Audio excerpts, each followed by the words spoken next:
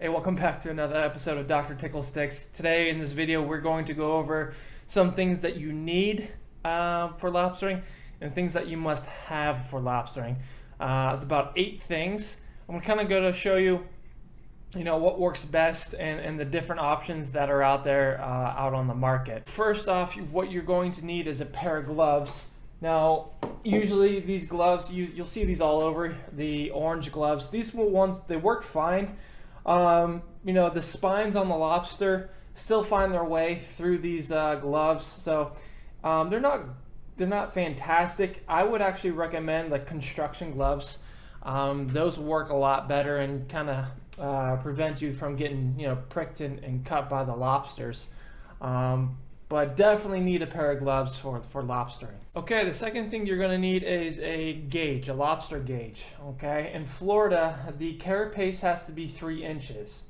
There's different types of gauges that you can use. This is just a plastic one.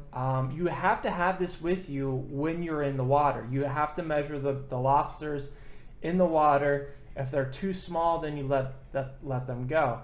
So there's a plastic one, real cheap plastic. And then I have an aluminum one. I like this one a lot better. It doesn't rust. This one right here, it's actually already cracked. But this aluminum one's a lot nicer. I put some hair ties on here from my wife. So what I do is I just kind of attach it around my wrist here, and then when I'm swimming or whatnot, I grab a lobster, I just grab it, it's right there, ready to go, and boom, I don't need to be looking for it or anything like that, so I just attach it right here to my wrist with a few wrist ties. There's some lobster gauges that will have like a retractable leash. Just use a hair tie, much easier and cheaper. Let's go over the next thing, and where I got my name, Dr. Tickle Sticks. So, the Tickle Stick, okay? This is what you use to get the lobster out of the hole or underneath a rock. They call it Tickle Stick because you just tickle the lobster from behind. This is a fiberglass Tickle Stick. It's just a straight piece of fiberglass. I do not recommend this Tickle Stick at all. It's a piece of crap. Spend the extra $1 or $2 and get yourself a nicer aluminum one.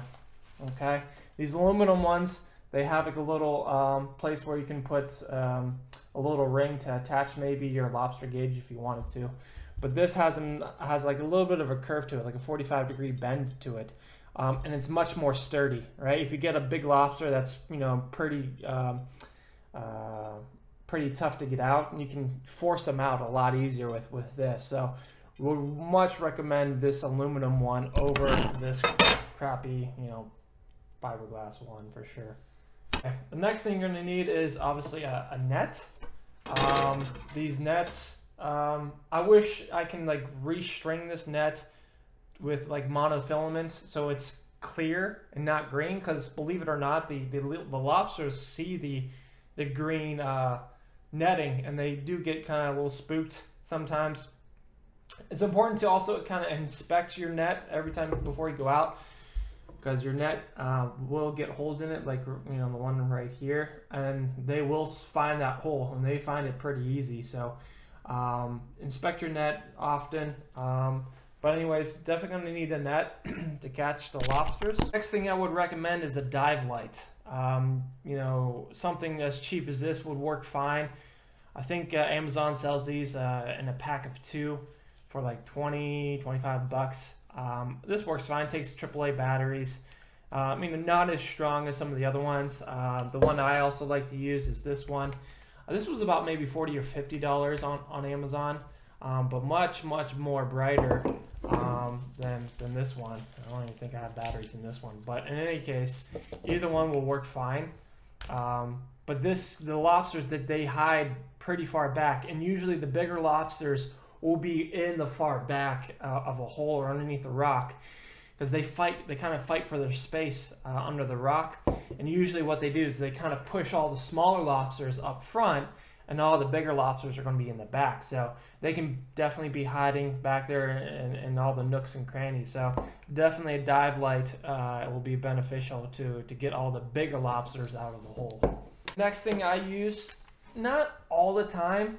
I like to use it occasionally in situations where, say, I can't get my tickle stick in there, or is at a weird angle or whatnot, or that the lobster is just in a weird position. But this is a snare, a green snare. What you do is you kind of put the snare behind the lobsters, kind of come through the tail. So if this is the tail, come behind the lobster, and then you just kind of pull it tight, and then it just grabs the lobster there for you. It has its uses. Some people hate using these things. I'm indifferent about it, but I always like to have the option to use it. This is about $40-$50. Go on like Let Go or Craigslist. You'll find these all over the place, especially the closer you get to the lobster season. But this definitely has its uses in its place. I always like to have one on me, just in case. I mean, you can even use this as a tickle stick in and of itself, but definitely a good tool to use.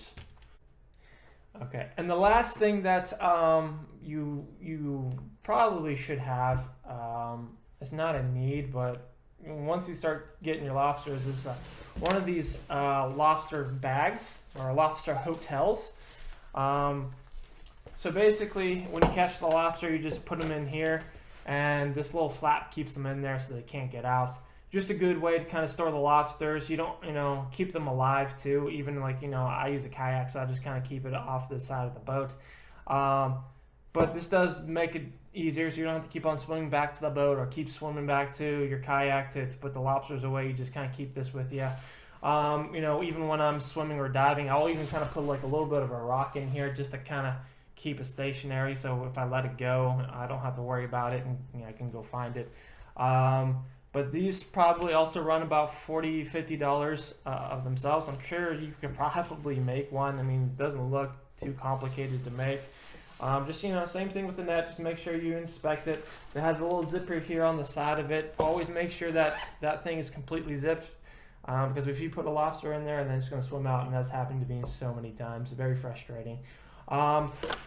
So that's about all the equipment that I would recommend. I mean, obviously you're going to need mask, fins, and snorkel, and a dive flag. You're going to definitely need one of those. But that's the main equipment that I use and carry on me while I'm in the water when I'm lobstering. So please don't forget to hit that like button and subscribe to me. Much appreciated. Thank you for watching. Take care.